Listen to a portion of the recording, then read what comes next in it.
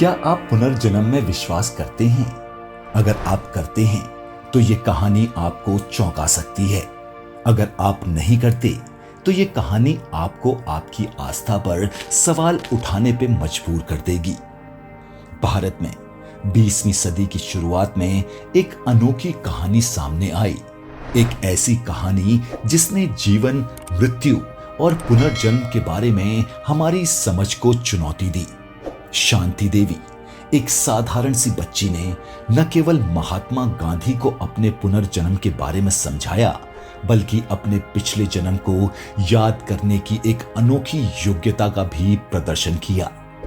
लेकिन उस समय बहुत से लोगों ने शांति देवी के पुनर्जन्म के दावों का खंडन किया। क्या ये लोग सही थे?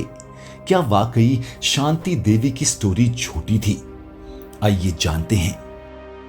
हमारे चैनल पर आपका फिर से स्वागत है। हर कोई सोचता है कि मृत्यु के बाद क्या होता है। ये इस ग्रह पर रहने वाले हर जीव के लिए एक रहस्य है। पुनर्जन्म की कल्पना भी ऐसी ही है। ये आज भी एक शक्तिशाली विश्वास बना हुआ है। दुनिया भर में ऐसी कई कहानियां हैं जहां लोग दावा करते हैं कि उनका पुनर्जन्म हुआ था और उन्होंने अपने पिछले जन्म में क्या क्या हुआ था इसकी जानकारी है। शांति देवी की कहानी उनमें से ही एक थी। शांति देवी का जन्म 11 दिसंबर 1926 को भारत में हुआ था। वो सिर्फ 4 साल की थी जब उन्होंने दावा करना शुरू किया कि वो जिस घर में थी वो उसका असली घर नहीं था। उसने ये भी कहा कि उसके माता पिता भी असली नहीं थे। जल्द ही उसे समझ में आ गया कि वो अपने पिछले जीवन को याद कर सकती है। इस मामले की बहुत गहराई से इन्वेस्टिगेशन की गई और 1930 के दशक के मध्य में सैकड़ों रिसर्चर्स और विद्वानों ने इसमें भाग लिया। अपने स्कूल के दिनों में शांति देवी ने दावा किया था कि वो पिछले जन्म में शादीशुदा थी और उसका एक बेटा भी था। उसने ये भी दावा किया कि उसका पति मथुरा में रहता था। बाद में हेडमास्टर ने मथुरा में एक व्यापारी को खोजने के लिए कुछ खोजबीन की, जिसकी पत्नी की 9 साल पहले मृत्यु हो गई थी। व्यापारी की पत्नी का नाम लुगदी देवी था और वो एक लड़के को जन्म देने के बाद मर गई थी। शांति देवी ने यह भी दावा किया कि बच्चों को जन्म देने के 10 दिन बाद ही उसकी मृत्यु हो गई। उन्हें अपने पति का नाम याद था और उन्होंने बताया कि वो पढ़ने के लिए चश्मा पहनते थे और उनके बाएं गाल पर मस्सा था। उनके पति का नाम केदारनाथ था। शांति देवी की केदारनाथ और उनकी बेटी से मुलाकात रखी गई। केदारनाथ का बड़ा भाई, जिसका नाम था पंडित कांजीमल, इसी ने शांति देवी को अपने भाई केदारनाथ और उनके बेटे से मिलने का प्लान बनाया ताकि देख सकें कि शांति देवी सच बोल रही है या नहीं। शांति देवी ने उनके झांसे में नहीं आकर उन्हें तुरंत पहचान लिया। उन्होंने अपने पिछले जन्म के बेटे नवनीत लाल को पहचान लिया। अपने दावों को साबित करने के लिए उसने उन्हें अपने पिछले जन्म के बारे में सब कुछ बताया, जब तक कि वो मृत्यु शैया पर नहीं थी। उसने अपने बच्चे के जन्म के बारे में भी जटिल सर्जरी के बारे में बताया। एक छोटी सी लड़की से उसके पिछले जीवन के बारे में इतना एग्जैक्ट डिस्क्रिप्शन सुनकर रिसर्चर्स काफी हैरान रह गए। उनके लिए इस फैक्ट पर विश्वास करना मुश्किल था कि एक छोटी सी लड़की जटिल सर्जरी और चिकित्सा प्रक्रिया के बारे में कैसे जानती है। मीटिंग खत्म होने से पहले केदारनाथ शांति देवी से अकेले में बात करना चाहते थे ताकि ये पता चल सके कि क्या वो वाकई में उसकी मृत पत्नी ही है जो किसी दूसरे शरीर में पुनर्जन्म ले चुकी है।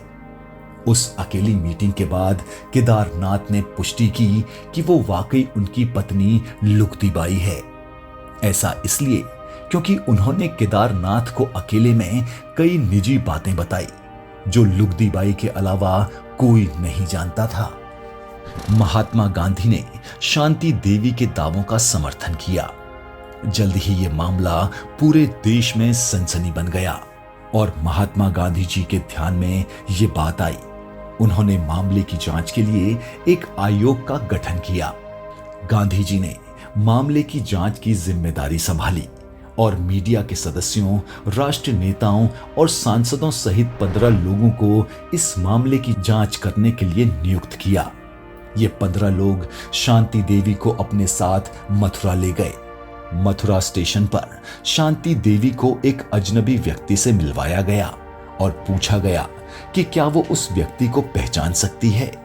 उसने तुरंत उस व्यक्ति के पैर छुए और पहचान लिया कि वो केदारनाथ का बड़ा भाई है। जब वे मथुरा में उसके पिछले जन्म के घर पहुंचे तो उसने भीड़ में अपने ससुर को पहचानने में एक सेकंड भी नहीं लगाया। लोग ये देखकर दंग रह गए। उसने ये भी बताया कि पिछले जन्म में उसने मथुरा के अपने घर में एक खास जगह पर पैसे रखे थे।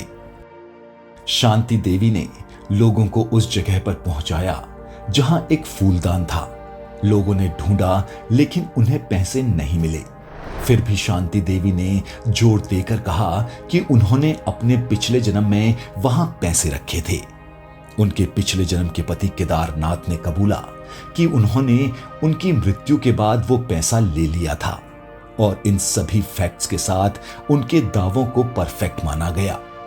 पुनर्जन्म जांच टेस्ट के प्रमुख अधिकारी डॉक्टर इयान स्टीवेसन ने कहा कि शांति देवी ने अपनी यादों के बारे में लगभग 24 स्टेटमेंट दिए जो बिल्कुल सही थे। सभी बातों को देखते हुए 1936 में रिपोर्ट में कहा गया कि वो वास्तव में लुगदी बाई का पुनर्जन्म था। निष्कर्ष, अब बात आती है कि इससे सहमत हैं या नहीं। कई लोगों ने इसे अपनी धार्मिक मान्यताओं की पुष्टि के रूप में देखा, जबकि कुछ लोग अभी भी इस बात पर विश्वास करने के लिए तैयार नहीं थे। वहीं 2024 में आई एक मैगजीन में यह दावा किया गया कि शांति देवी की कहानी व्यक्तिगत किस्से, सुनी सुनाई बातों और मिथकों से ज्यादा कुछ नहीं है। यह एक अच्छी तरह से तैयार किया गया झूठ है जो आम लोगों को बेचा जाता है। ये भी कहा गया कि भारतीय केवल साथी भारतीयों के रूप में ही क्यों पुनर्जन्म लेते हैं और केवल भारतीय भाषाएं ही क्यों बोलते हैं, या वो भाषा बोलते हैं जिससे वो व्यक्ति पहले ही अच्छे से परिचित हो। इंटरनेट और आपके सामाजिक दायरे में इस तरह की झूठी कहानियों के अनगिनत उदाहरण हैं जो कई तरह के दावे करते हैं। अनफॉर्चुनेटली इसमें से ज्यादातर दावे झूठे साबित होते हैं। अंधविश्वास में डूबा हुआ देश भारत का मिथ, लेगेसी और भूत प्रेत की कहानियों के तेजी से फैलने का कारण है। ये कहानियां न केवल लोकल कम्युनिटी में फैलती है बल्कि डिजिटल मीडिया के माध्यम से भी जंगल की आग की तरह फैलती है। वहीं इस कहानी ने पुनर्जन्म को लेकर विज्ञान के नजरिए को बदल दिया। शांति देवी द्वारा अपने पिछले जीवन के बारे में बताए गए दावों और कहानियों ने एक इंटरेस्टिंग पॉसिबिलिटी को जन्म दिया। क्या लोग अपने पिछले जन्म को याद कर सकते हैं? यहीं पर कुछ लोगों का दावा है कि छोटी सी उम्र में 24 फैक्ट सही सही याद रखना कोई ऐसी चीज नहीं है जिसकी योजना बनाई जा सके। इतनी छोटी सी उम्र की लड़की के लिए नाम, चेहरे और पिछली यादों के बारे में इतनी सारी जानकारी याद रखना मुश्किल है। आज भी इस मामले को पुनर्जन्म में विश्वास की एक बहुत ही स्ट्रॉन्ग कन्फर्मेशन माना जाता है। लेकिन आप हमें बताएं कि आप इन बातों में विश्वास करते हैं या नहीं। हमें कमेंट बॉक्स में जरूर मैसेज करें और अगर आप ऐसी ही किसी स्टोरी या हिस्ट्री के बारे में जानना चाहते हैं तो हमें उसका नाम बताएं। हम पूरी कोशिश करेंगे कि हम आपको उसके बारे में सही इंफॉर्मेशन दे सकें। अगर आपको हमारे वीडियोस पसंद आ रहे हैं तो प्लीज लाइक, शेयर, कमेंट और सब्सक्राइब जरूर करें ताकि ऐसे ही इंटरेस्टिंग वीडियोस हम आपके लिए लाते रहें।